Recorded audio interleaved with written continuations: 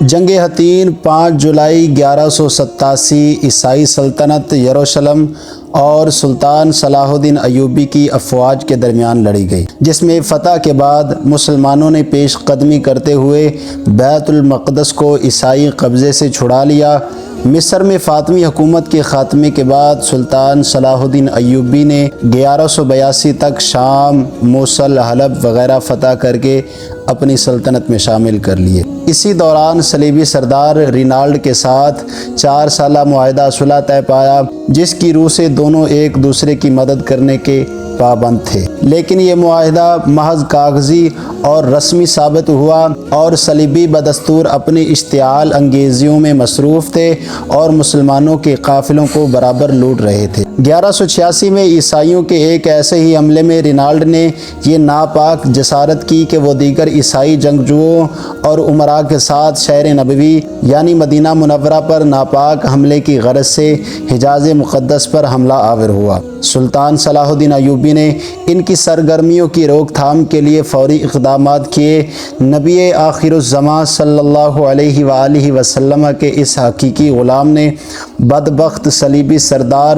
Reynold کا فوری تعاقب کرتے ہوئے اسے حطین کے تاریخی مقام پر جا لیا۔ سلطان صلاح الدین ایوبی نے اپنے آقائے نامدار صلی اللہ علیہ وآلہ وسلم کے شہر مقدس پر حملے کی ناپاک جسارت کرنے والے صلیبی لشکر پر ایک ایسا آتش گیر مادہ پھینکوایا جس سے میدان جنگ کی زمین پر چاروں طرف بھیانک آگ بھڑک اٹھی۔ اس خوفناک آتشی ماحول اور بھڑکتے ہوئے شعلوں کے درمیان اس خوفناک ترین جنگ کا آغاز ہوا، جس کے انجام کو یاد کر کے آج بھی صلیبی حکمرانوں کے کانوں سے تپتا ہوا دھواں برآمد ہوتا ہے۔ اس تاریخی جنگ کے نتیجے میں 23,000 سے زیادہ عیسائی حملہ آور جہنم واصل ہوئے اور اتنے ہی قیدی بنا لیے گئے۔ بدبخت رینالڈ کو زندہ گرفتار کیا گیا اور پھر سلطان صلاح الدین ایوبی نے مدینہ النبوی پر حملے کی ناپاک جسارت کرنے والے اس گستاخ صلیبی سالار کا سر اپنے ہاتھ سے قلم کیا۔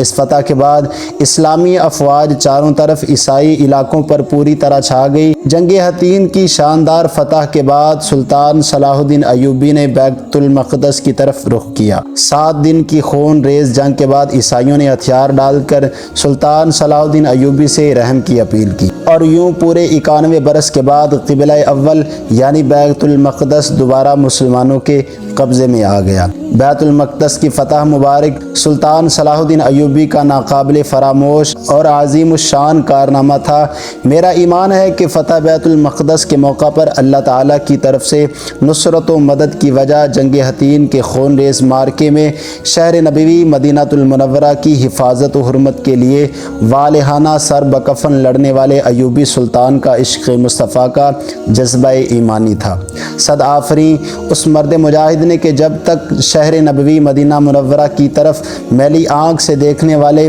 صلیبی لشکر کو خاک و خون میں روند نہیں ڈالا، تب تک یا تو وہ مرد مومن مسلح پر اپنے اللہ کے حضور حالت سجدے میں یا گھوڑے کی پیٹھ پر ہاتھ میں تلوار تھامے میدان جنگ میں موجود رہا۔ میرا یقین ہے کہ ایک سچے عاشق رسول سلطان صلاح الدین ایوبی اور اس کے سر بکفن مجاہدوں نے اپنی جانیں ہتھیلی پر رکھ کر اللہ کے محبوب نبی آخر الزمان صلی اللہ علیہ وآلہ وسلم کی مقدس نگری کی حفاظت کی، تو پھر مولا کائنات نے یعنی اللہ سبحانہ و تعالی نے بھی قبلہ اول یعنی بیت المقدس کی مبارک فتح کا صحرا ان کے ماتھے پر سجا کر انہیں تاریخ میں امر کر دیا۔ اس مسلم مجاہد کا کردار کہ سقوط بیت المقدس کے وقت صلیبیوں کے مسلمانوں کے ساتھ ظالمانہ سلوک کے برعکس سلطان صلاح الدین ایوبی نے عیسائیوں پر کسی قسم کی زیادتی اور ظلم نہیں کیا، بلکہ یروشلم اور ملحقہ علاقے کے عیسائیوں کو 40 دن کے اندر سلامتی کے ساتھ